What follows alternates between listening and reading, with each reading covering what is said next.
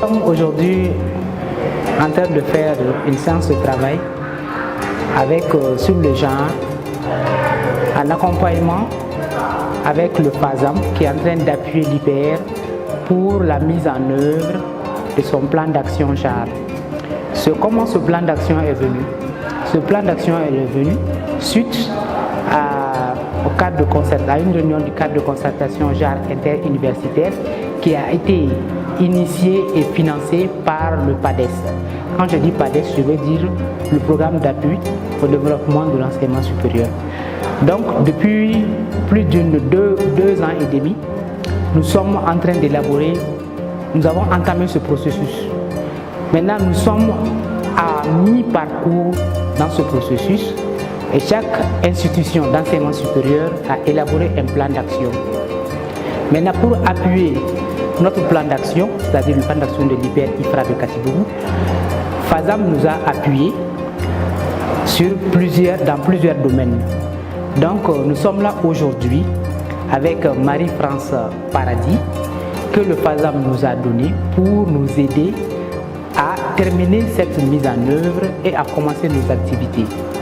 Notre objectif principal, c'est de faire fonctionner la cellule du genre de l'IPR, de faire la promotion du genre à l'IPR. Donc nous savons aussi qu'il y a beaucoup d'obstacles qui sont là, que le FASAM a mené une première enquête et ces résultats nous ont confirmé nos différentes préoccupations par rapport à la question genre à l'IPR. Donc aujourd'hui, nous pensons que en faisant une synergie entre les différents efforts que le PADES, niche entre les parenthèses, et le FASAM sont en train de faire par rapport à la promotion du genre à l'IPR, que nous allons avoir un bon commencement. Nous allons avoir une visibilité que nous souhaiterons bientôt avec les différentes activités de la cellule genre. Et nous pensons aussi que cette activité va continuer jusqu'au vendredi après-midi. Donc je souhaite bonne chance à la cellule et je remercie beaucoup le FASAM. Je remercie aussi le PADES pour leur appui et pour leur accompagnement. La motivation elle est très grande pour moi parce que quand on parle du genre, on met un accent sur le développement socio-économique. Sans les femmes, les hommes évolueront difficilement. Et les hommes, eux aussi, sans les femmes, seront très limités.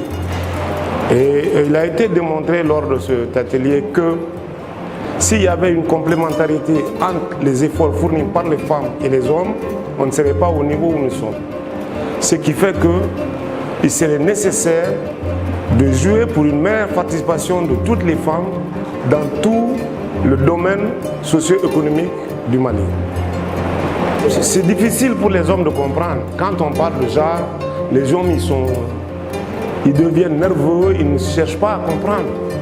Mais le genre, ça ne veut pas dire qu'on essaye d'extrapoler l'homme à la femme. Non, le genre, c'est la complémentarité. Vous voyez, c'est cette façon pour les hommes de s'unir de plus près, de compléter la femme, de prendre les femmes comme étant leurs complices dans tout ce qu'ils développent comme activité socio-économique.